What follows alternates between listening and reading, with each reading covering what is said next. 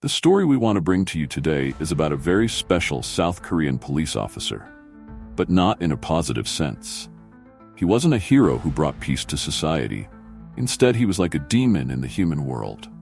An alcoholic with a taste for women, hot-tempered and impulsive, disliked by superiors and colleagues alike. All these traits converged in this man.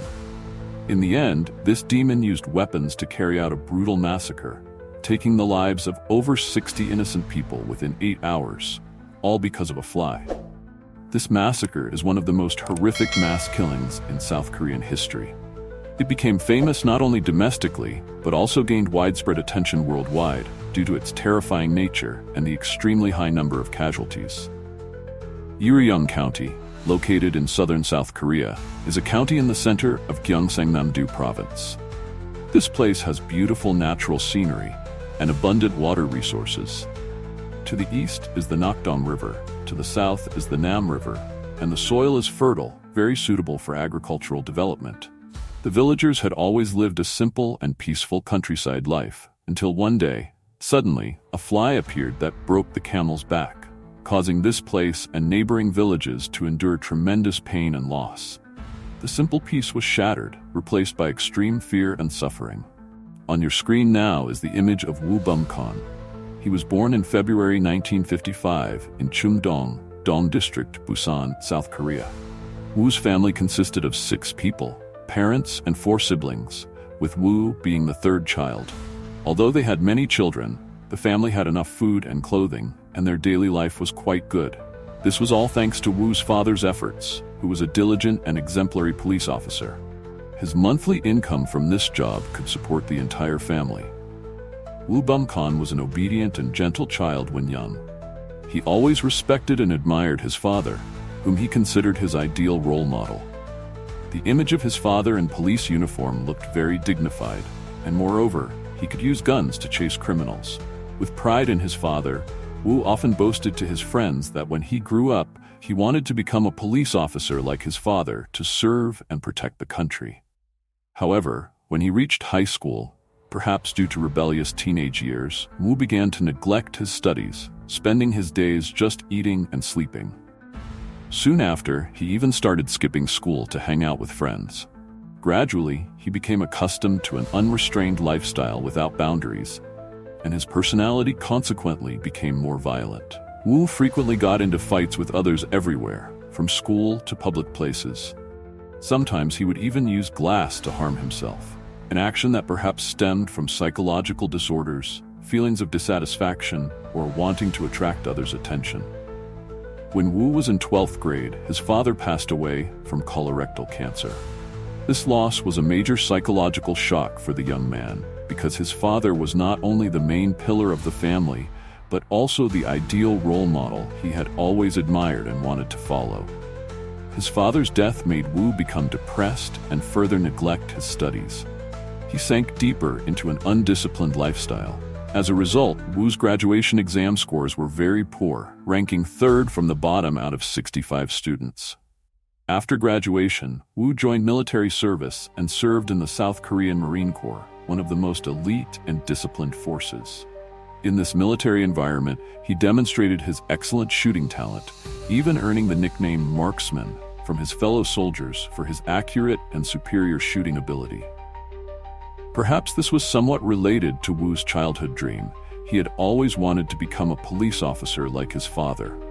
Because of this, from a young age, the young man named Woo often maintained a serious face, holding toy guns to shoot at all targets around him. Through observation, superiors noticed Woo's hot temper, impulsive actions, and lack of thinking were not suitable for a sensitive position in the guard unit. They understood that allowing Woo to continue in this position could potentially lead to serious problems in the future. Coincidentally, at that time, Woo had committed an infraction, and this was an opportunity for leadership to have a legitimate reason to transfer him to avoid serious consequences that might occur. Superiors quickly decided to transfer Woo to a lower unit in Uryong County, Gyeongsangnam Province, as a local police officer. On December 30th, 1981, Woo officially took up his position at a police station in a remote village in Uryong County. At that time, this rural area was not only small, but also poor. When Woo was transferred here, he was demoted, and his salary was significantly reduced. This made him very depressed, and he frequently turned to alcohol for comfort. Moreover, drinking was really expensive, and because he didn't have enough money, this man could only rent a shabby room.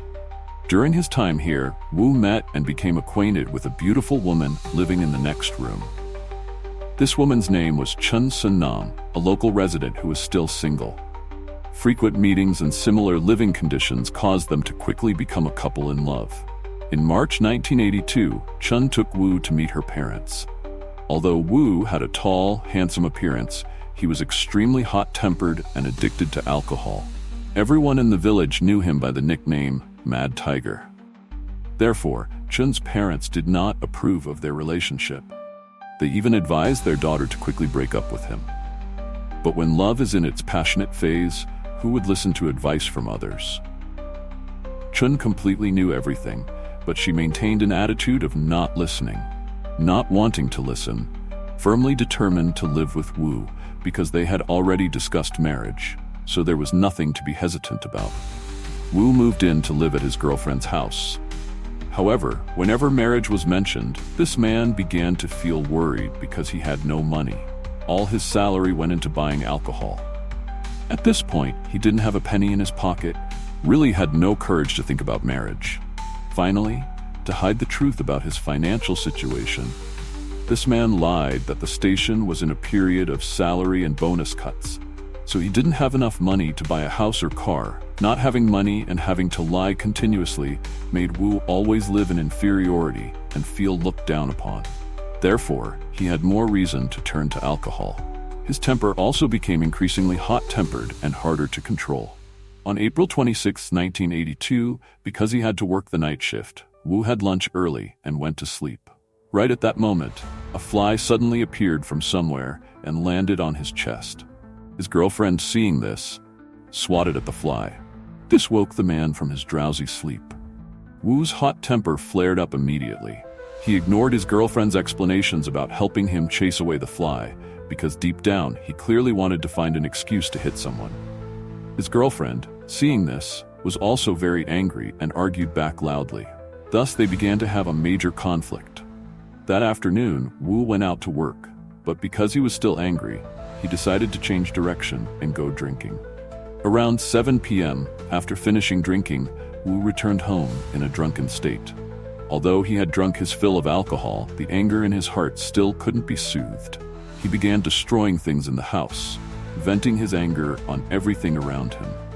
He even repeatedly assaulted his girlfriend, causing her to bleed profusely. When Chun's sister heard the commotion and came to intervene, she was also assaulted by Woo. At this point, he was no different from a mad beast. The shouting grew louder, attracting the attention of surrounding neighbors. They all gathered to condemn and curse this mad tiger, expressing their indignation at his violent behavior.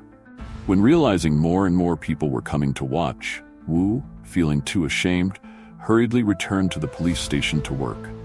Chun's nephew, after hearing that his relative had been beaten, ran to the police station to curse at Woo, but was ignored. He just focused on drinking with two colleagues. Around 9 p.m., in his drunken state, the flame of hatred in Woo's heart flared up fiercely again. In his mind at this time, there was only one thought: to take revenge on everyone.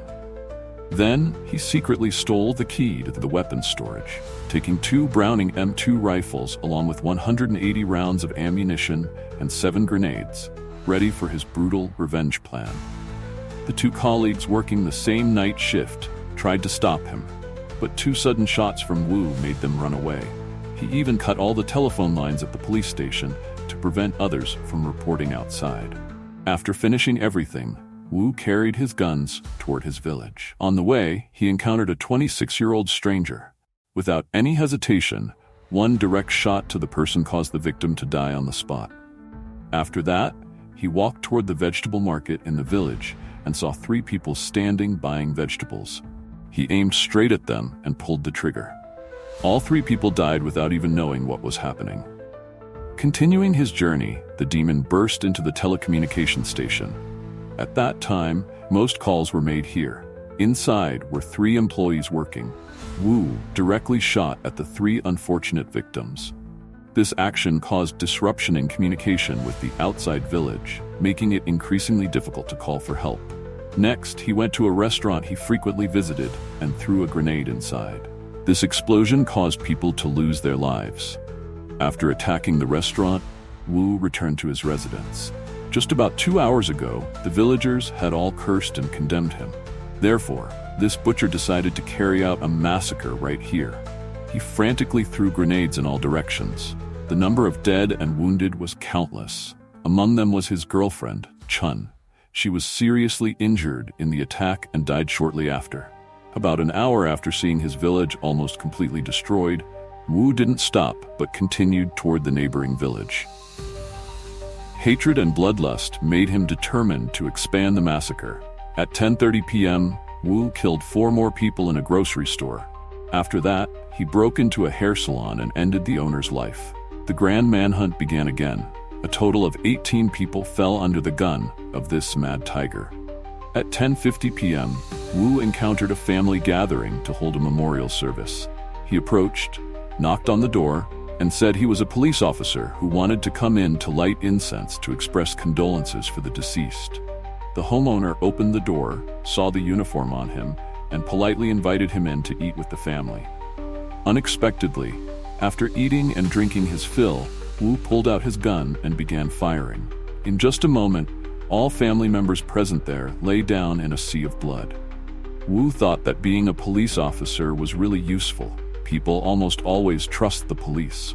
Therefore, he used the reason of security checks to knock on doors from house to house, then mercilessly took the lives of innocent people. The continuous gunshots echoing in the night made many people mistakenly think that South and North Korea were fighting. They hurriedly turned off all electric lights and hid, and because of this, many people escaped danger. The rest became targets of the mad tiger. At that moment, Woo saw a grocery store in the distance that still had lights on. He went there and met a high school boy standing outside. This man pretended to be generous and offered the boy a soft drink. Right after finishing drinking, the cold-blooded killer, without hesitation, pulled the trigger, taking another life. Then he entered the shop and slaughtered everyone inside, leaving no one alive. And so Woo wandered along the road, knocking on each house's door, and anyone who opened the door for him was taken away by death. There is information shared by people that Woo deliberately sought out one person to take action. That was a girl who had previously rejected his feelings. Until 1:30 a.m., Woo began to feel tired. He found a civilian house to sleep temporarily. As an obvious consequence, all the people in this house were already lying in pools of blood. At around 5 a.m., Woo went to the house of Mr. A's family, whom he had known before. He told them that the previous gunshots were caused by North Korea, so he was assigned to manage order and requested A's family to quickly notify people in neighboring villages to gather here to be monitored and protected. Mr. A's family saw Woo wearing a police uniform with 2 guns on his back, so without any doubt, they hurriedly ran to inform people around. Not long after, there were already 9 people who came, but 3 of them, feeling the room was too hot, ran to the next room. Woo saw this and thought these people had discovered he was lying and were planning to run away to call for help. Unable to wait any longer, Woo quickly acted, but right at this moment, the killer suddenly realized his own horrific crimes. It was already dawn, and he surely would have no escape route. Therefore, this time he didn't use guns anymore. Instead, he attached 2 grenades to his body and self-destructed along with the other 3 people. At this point, the bloody massacre that lasted 8 hours finally ended. All villages that Woo passed through echoed with crying and mourning. Although the casualty figures reported by the media were not unique, the number that government agencies compiled from 5 neighboring villages was 61 people dead and 33 people injured. The oldest victim among the casualties was 52 years old. The youngest was just 1 month old. The massacre was recorded in the Guinness World Records for the most people killed in the shortest time until the shooting in Norway in 2011, with 77 deaths. Woo's massacre shocked not only the country, but also spread worldwide. It quickly became the focus of international media, making people everywhere stunned by the level of brutality. Looking at the casualty figures, this can be seen as the most serious killing in South Korean history. Because most rural families lived close to each other, many households had to suffer total losses. There were also many families with only one survivor. This loss was truly unimaginable. There might be many who wonder why. When gunshots and grenade explosions echoed in the quiet dark night between remote villages, even if several miles apart, they could still be heard.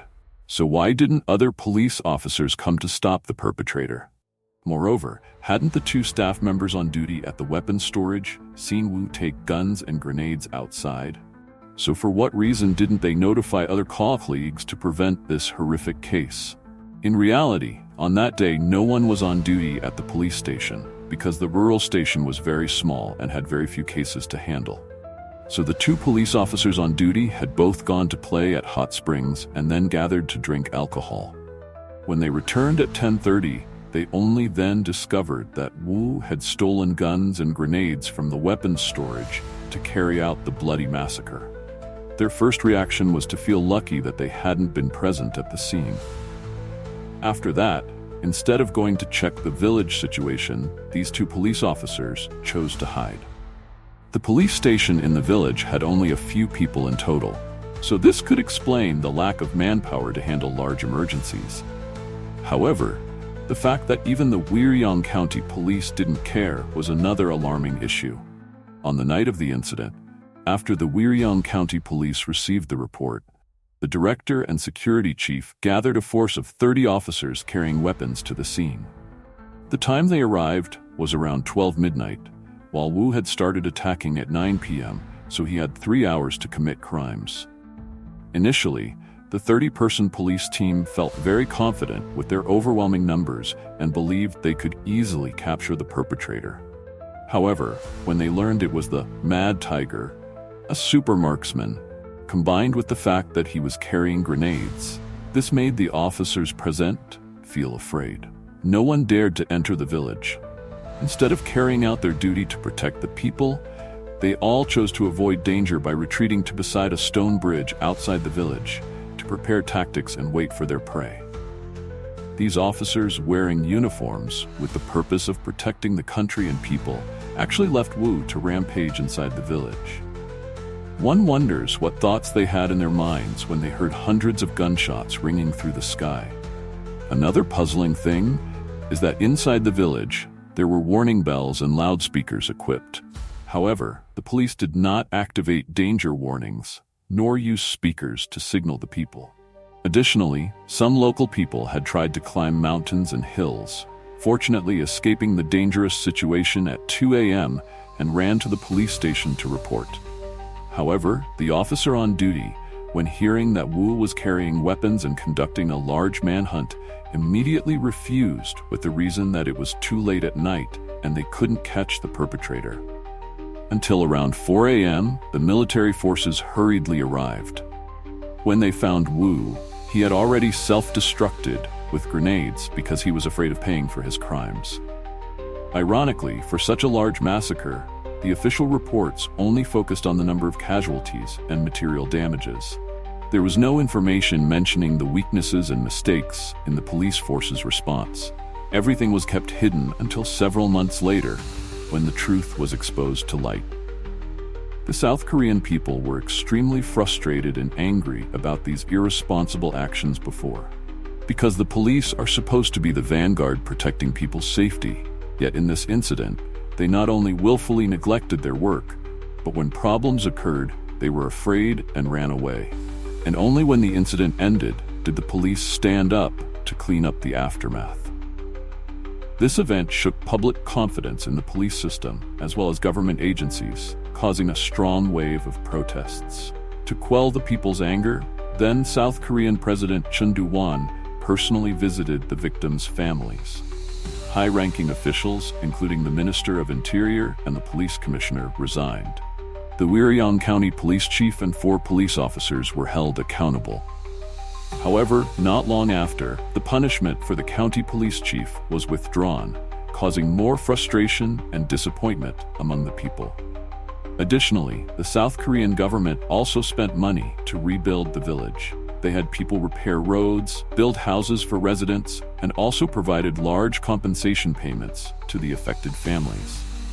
However, how could these measures soothe the pain in the souls of those left behind? The survivors had to face tremendous loss.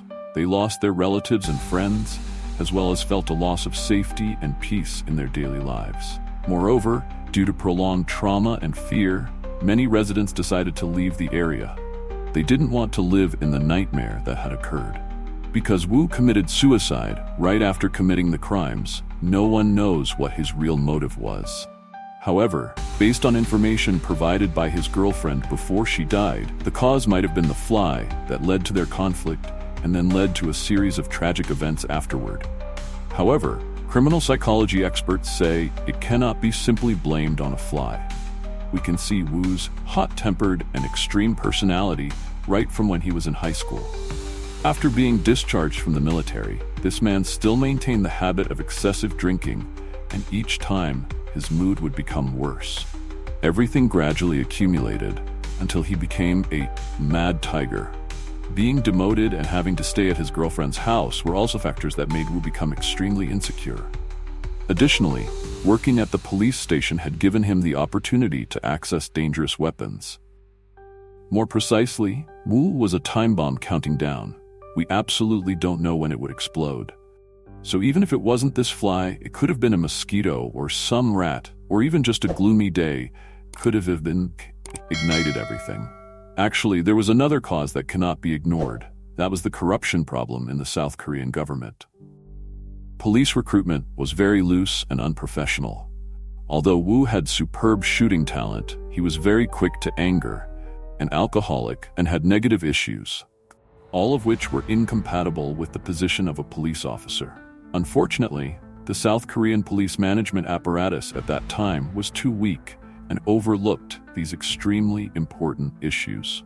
After the massacre caused by Woo, the South Korean government implemented strict measures to reform the police appointment process. These amendments focused on strengthening background checks and education requirements for each candidate to ensure that those chosen for the police force had appropriate qualities and capabilities. So the story we brought to you today has ended. As you can see, Woo's massacre was a wake-up call about the terrible consequences that irresponsibility and weaknesses in management can cause. From this tragedy, we learn many valuable lessons. The selection and monitoring of law enforcement officers must be carried out strictly and professionally. The police and security system needs to be strengthened with ethics and responsibility to ensure safety for everyone. And this is also a reminder about the importance of care and psychological support for individuals, especially those showing signs of psychological instability. We not only need a strong legal system, but also need a community that knows how to care for and support each other. What do you think about today's case? Please leave your opinions in the comments section below to discuss together. And as usual, if you like this video, we hope you will click the like button so this video will reach more people who share the passion for detective stories and crime solving. Thank you very much. See you again in other classic cases on the Crime Channel.